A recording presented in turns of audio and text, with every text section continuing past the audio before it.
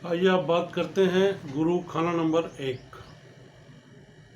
गुरु की प्रस्तावना मैं पहले दे चुका हूँ। विशेषता जो भी इनकी विशेषताएं या जो इनका नेक फल है और बुरा फल है वो मैं बता चुका हूँ। क्या बीमारियां हैं वो भी बता चुका हूँ।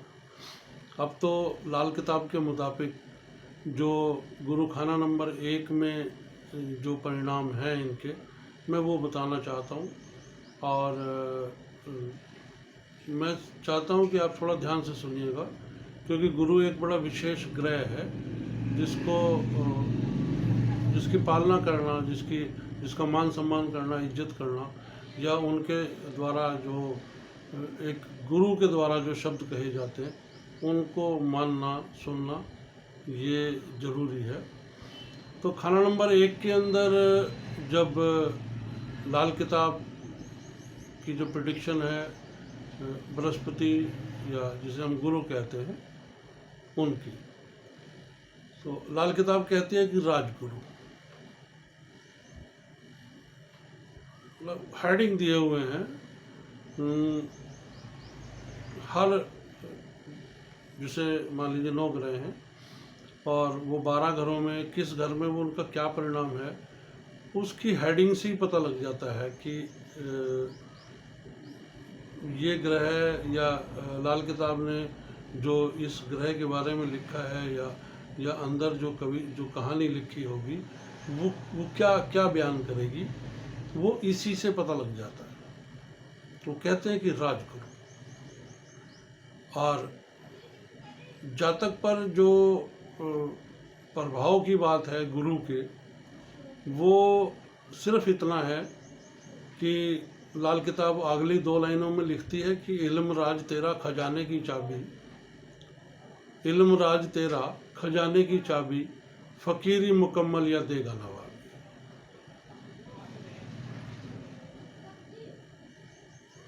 समझ गए होंगे आप कि लाल किताब क्या कहती है। इल्म राज तेरा यानी जो तुमने शिक्षा ली है, जो तुमने शिक्षा ली है वो ही तुम्हारी आजीविका का राज है, वही तुम्हारी जीवन की तरक्की का राज है, और उसी पर आपको चलना होगा, तभी आप सफल हो पाएंगे।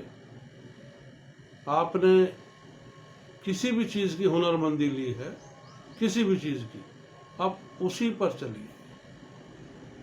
अपना जीवन जो है उसी ट्रैक पर चलाइए जिस चीज़ की आपने प्रॉपर एजुकेशन ली है, और वही तुम्हारे खजाने की चाबी होगा, वही तुम्हारे जीवन को सफल बनाएगा, वही तुम्हारे जीवन को सुंदर बनाएगा, और वही तुम्हें आयाम तक पहुंचाएगा। ये पहली 1 लाइन का जो है। उसके बाद वो कहते हैं कि फकीरी मुकम्मल या देगा नवाबी। तो ये आपके कृत्यों पर निर्भर करेगा कि आप जो गुरु के बताए हुए कृत्य हैं उन पर कितना चलते हैं। अगर आप नहीं चलते हैं तो फकीरी मुकम्मल देगा। मुकम्मल पूरी फकीरी, आधी नहीं। इतना वियोग आपके अंदर पैदा हो जाएगा, इतना वियोग पैदा हो जाएगा कि आप सब कुछ छोड़कर, त्याग कर फकीरी धारण कर लेंगे। तो या फिर देगा नवाबी। तो अगर आपने जो भी एजुकेशन ली है, मैं फिर कहता हूँ, इसी पर आपका सारा आधार यही है, आपकी नींव यही होगी, आपकी बिल्डिंग यही होगी। आप चाहे जितने 10 मंजिला 50 मंजिला मकान बना लें, उस पर वो उसी पर निर्भर करेगा कि आपकी जो नींव है, यानी आपने जो प्रॉपर एजुकेशन ली है, प्रॉपर, वो आपको कामयाब बनाएगी, वही आपको नवाब बनाएगी। और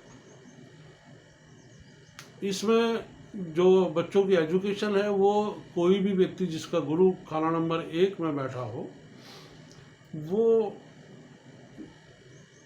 कम से कम BA, और आगे तो फिर वो जितनी एजुकेशन ले सकता है व्यक्ति उतनी लेगा, और वही उसकी आजीविका का साधन बनेगी।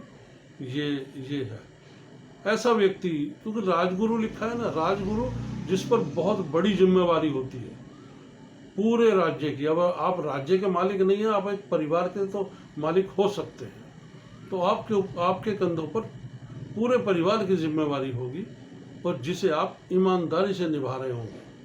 और शेर बब्बर, लाल किताब लिखती है, शेर बब्बर की तरह आपका रुतबा होगा, आपका जीवन होगा। यानी आप किसी जैसे कहते हैं ना कि भाई यूं ही जिंदगी गुजार देना, पैदा हुए यूं ही और यूं ही चले गए संसार से, वो काम नहीं होगा। राजगुरु मतलब दुनिया के लिए पूजनीय व्यक्ति होगा, दुनिया के लिए।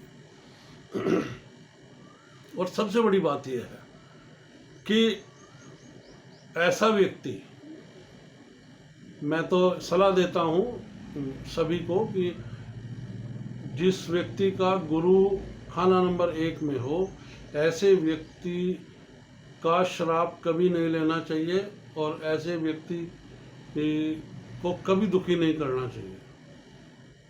नहीं तो अगर वो श्राप दे देगा तो वो पूर्ण फलीभूत होगा। और इससे सबसे बड़ा दुख एक और भी होगा कि गुस्से में खाना नंबर 1 वाला व्यक्ति यदि किसी को अपशब्द बोल देगा तो उसका पूरा असर, यानी जो पूरा असर है वो स्वयं पर भी पड़ेगा। उस पर तो पड़ेगा ही पड़ेगा, स्वयं पर भी पड़ेगा, जो उसके मान की, सम्मान की, धन की, इज्जत की, सब चीज़ की जो है हानि करता चला जाएगा। तो दूसरों को गाली देना ऐसे व्यक्ति को, या दूसरों को बुरा ही बोलते जाना, या दूसरों के प्रति नफरत रखना मन के अंदर, वो उसकी अपनी तरक्की को ख़त्म करेगा और आमदनी में रुकावट पैदा कर देगा। तो इतना सा उपाय है खाना नंबर 1 का गुरु का कि आपने किसी को कभी कोई अपशब्द नहीं बोलना है और सबके साथ प्रेम पूर्वक, सम्मान पूर्वक जीवन जीना है।